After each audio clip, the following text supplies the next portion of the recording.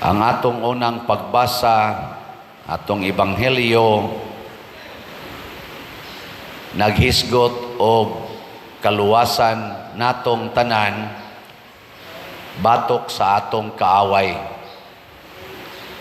Nya kining maong kaaway buntogon sa atong manluluwas nga gipakatao sa mahal nga Birhen Maria, og ang nag-una niya mao si Juan nga magbubunyag.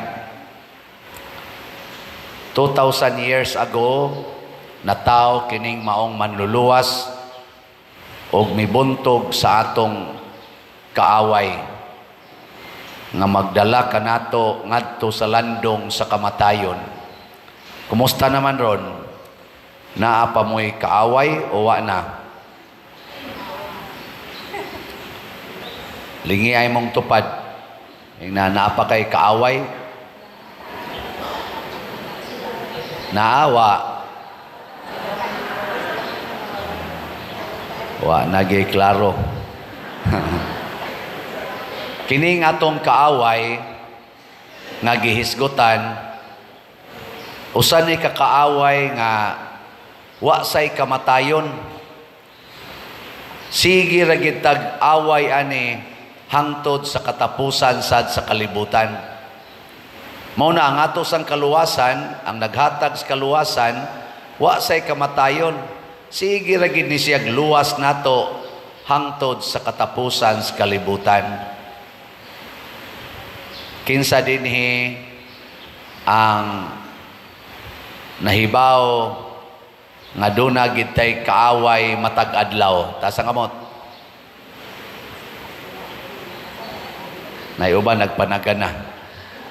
So kanang wa mo isas kamot napildi na nas kaaway. Ang ato gyung kaaway nga muda nato ngadto kangit-ngit sa kamatayon mao ang sala. Ang sala. Kinsa ninyo dinhi ang kanunay naglagot o nagdumot sa sala? Tasa kamot. Tanawa. Diba pulos mo napildis kaaway. Amiguhon gay na nimo, higugmaon gay na nimong sala, pildi na ka. Dumtan gid nang sala kay kaaway na nato. Kinsa may higugmaon? Kisa? Pataka lang mo. Ang Ginoo lagi, pero duha man nakabuk, Ginoo og isig katao. Kinsa man ang isig katao?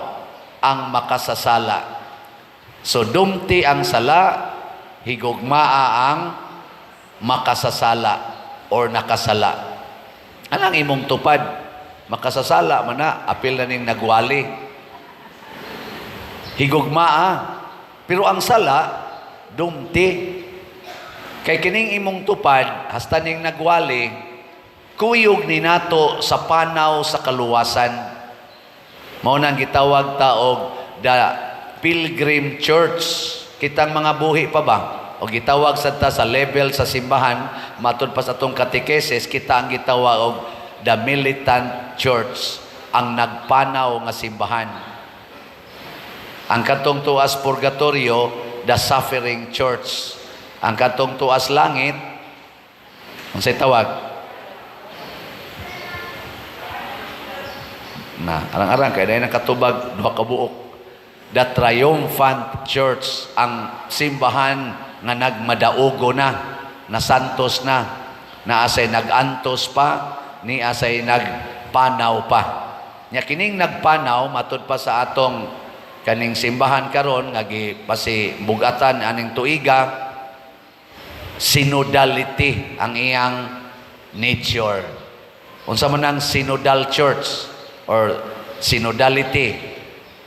Nagkuyog sa pagpanaw ang tanang membro, maayo og daotan.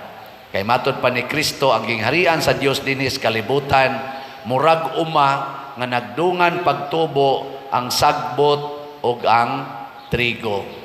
Mura sa kunutag baling nga naa nagtipon og kakuha ang maayo og daotang isda.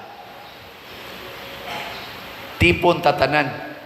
Muna, kuyog itang tanan. Muna, mga sugo sad ni Hesus, pag anhin niya sa kalibutan, sukwahi kayos na andan ni atong panahona.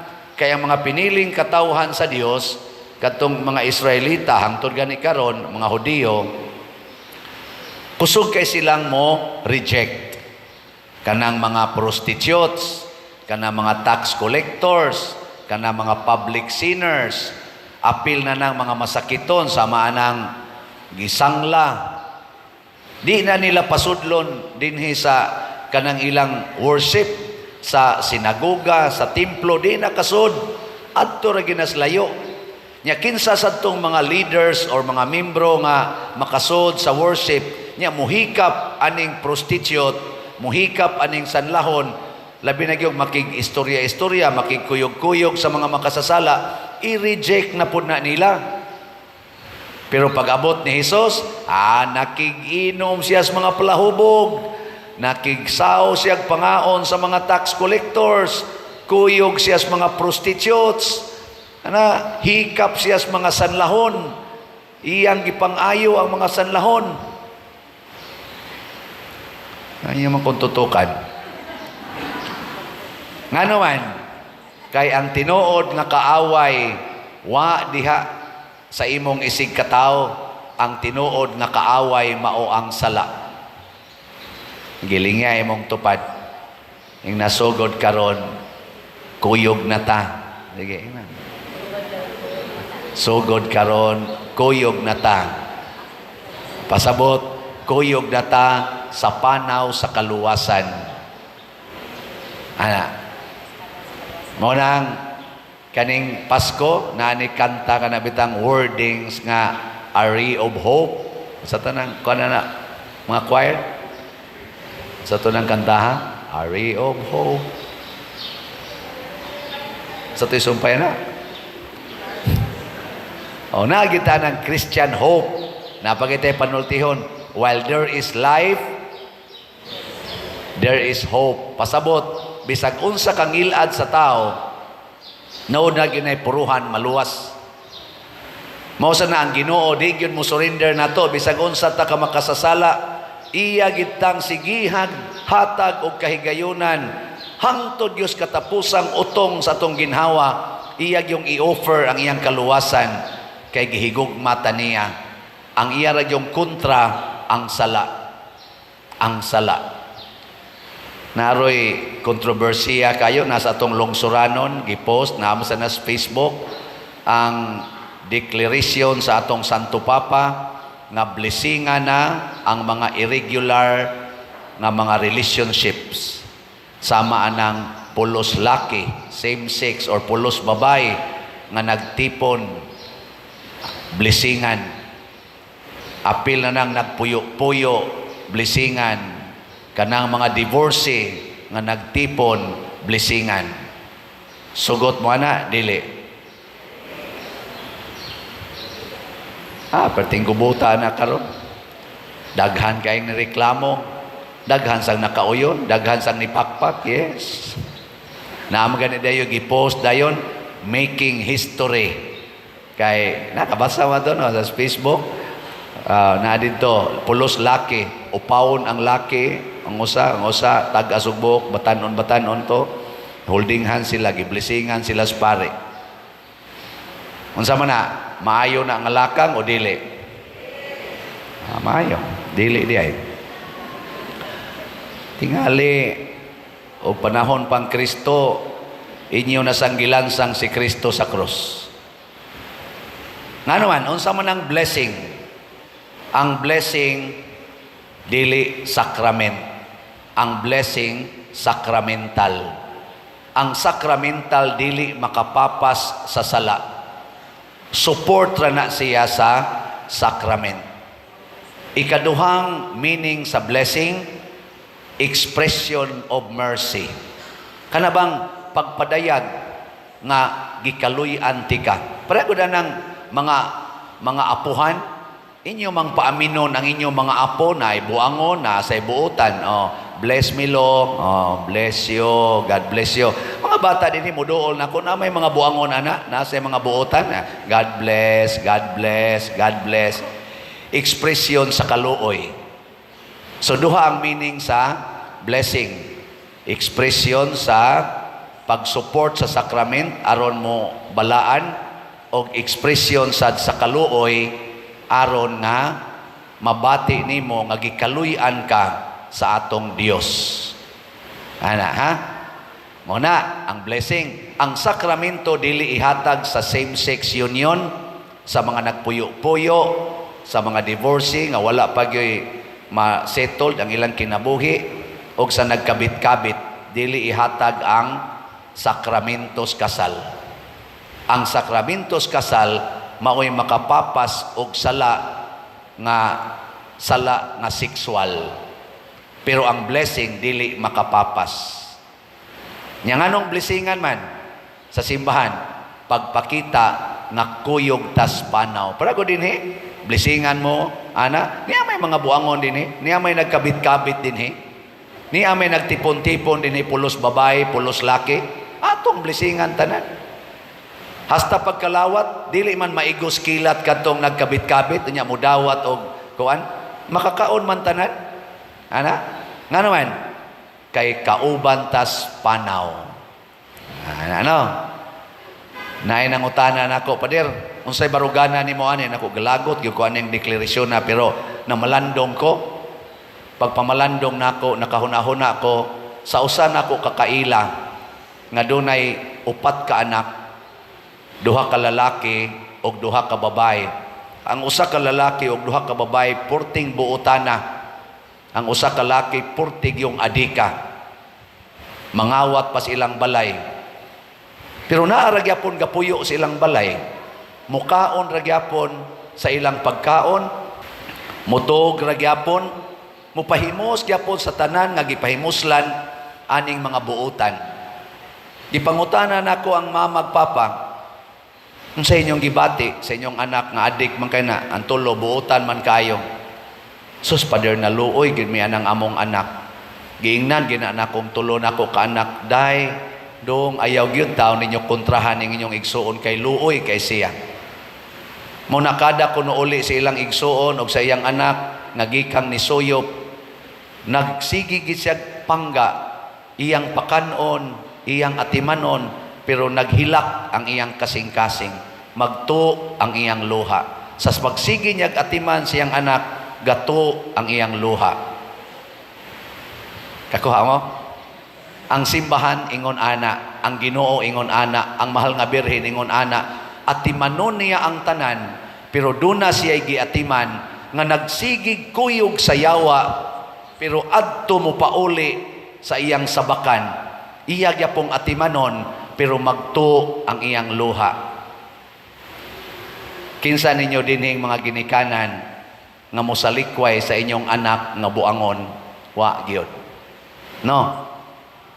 Mao na ang atong simbahan, di mosalikway sa mga buangon, pero magto ang luha, ang kasing-kasing sa simbahan, maghilak nga magsigig atiman ninyong mga gahig ulo.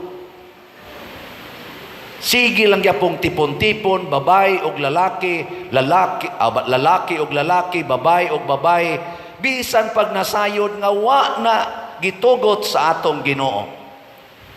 Giatiman mo apan gahilak ang atong Ginoo. Gahilak ang mahal nga birhen. Gasigi tagpahimos sa kagrasyas Ginoo, apan nagsigig kabit-kabit. Di lang gyapon kabias kabit, pero siging pangayo grasyas Ginoo, muhatag lang gyapon ang Ginoo, pero naghilak kay ang grasyas Ginoo gigamit sa pagpakasala. Da, hilom lagi mo. Sige, lingian na imong tupad. Ang di mo lingi, mga buangon. Sige, ingna. Sugod karon, di na nato pahilakon ang Ginoo. Sugod karon, din anato samaran ang simbahan. Sugod karon, magbinuotan na ta. Dili mausab ang gugma sa Ginoo para natong mga buangon, para natong mga makasasala, blessingan gyapon ta niya. Pero kay di man na makapapas og sala, dawato nato ang sakramento og ipahaom nato ang atong kinabuhi aron mudawat sa sakramento. Biyaan ang sala, kay di pwedeng mudawat og sakramento nga maglunang sa sala. Muna inig pakasal, kumpisal o sa kuha sa mga requirements aron malimpyo ka. Pero dili gani ka magpakasal, magpa-blessing ra ka, buangon ka. O kanang imong kabuang moabot rang panahon nga matod pa sa Ginoo, matod pa ni Kristo, lainon ang sagbot sa mga trigo. Ang sagbot banganon og itambog sa kalayo, samtang ang trigo tigomon sa kamalig. Moabot rang panahon nga guruyon ang baling ngadto sa daplin og hagpaton ang mga isda.